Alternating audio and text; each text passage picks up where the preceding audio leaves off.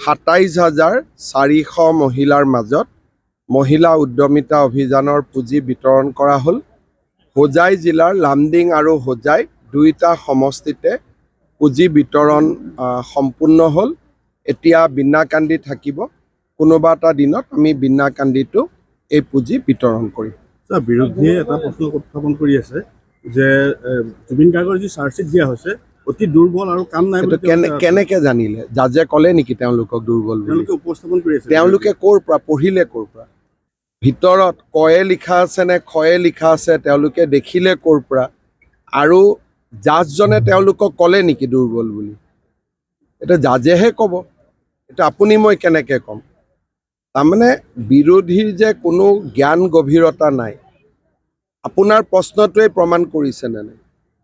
গতিকে এই ধৰণৰ প্ৰশ্ন আদালতৰ যিটো কাম সেইটো বিৰোধীয়ে কেনেকে কৰিব?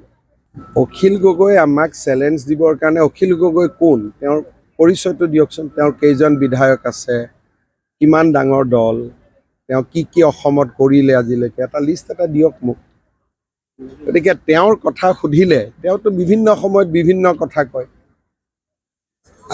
আজি কংগ্ৰেছক গালি পাৰে, কালি ভাল কয়, পৰহি বেয়া কৰে। গতিকে তেওঁৰ কথাত মই কিয় উত্তৰ দিব লাগে?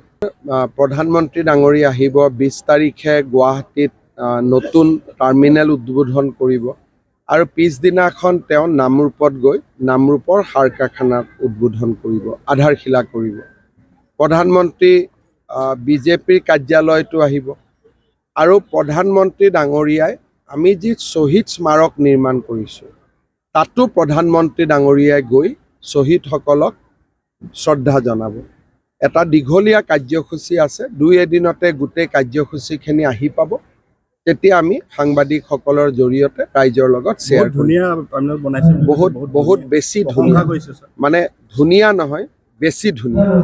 ধুনীয়া বুলি ক'লেতো এটা জেনেৰেল বুজা যায়। এই যিটো বিমান বন্দৰ বা টাৰ্মিনেল হৈছে এইটো বাঁহেদি নিৰ্মাণ কৰা হৈছে, কপৌ ফুলৰ আৰ্হিত নিৰ্মাণ কৰা হৈছে আৰু বহুত বেছি ধুনীয়া। অকল ধুনীয়া বুলি ক'লে ভুল হ'ব। আমাৰ কামটো প্ৰায় সম্পূৰ্ণ হৈ গৈছে, আমাৰতো একো বাকী নাই। ইমানটা সমষ্টিত আমাৰ বাছ ১০২-৩টা সমষ্টিত আমি ভালকৈ কণ্টেষ্ট কৰিম। কেণ্ডিডেটো মোটামুটি আমাৰ ৰেডি হৈ আছে, কামো ৰেডি হৈ আছে, এলায়েন্সো আমাৰ ৰেডি হৈ আছে। আমাৰ বিশেষ একো অসুবিধা নাই। কালি এতিয়ালৈকে এজিপিৰ লগত কথা হোৱা নাই, কিন্তু বিজেপিয়েতো প্ৰস্তুতি চলাই আছে। কিন্তু কথা পাতিব লাগিব। সমষ্টিৰ নামটো এতিয়া মই ল'ব খোজা নাই। সোনকালে হৈ যাব, এতিয়া সোনকালে হৈ যাব। আজি এটা বিশেষ কথাৰ কাৰণে ৰখি আছিলোঁ, হৈ গ'ল যেতিয়া এতিয়া এনি ডে যিকোনো মুহূৰ্ততে হৈ যাব।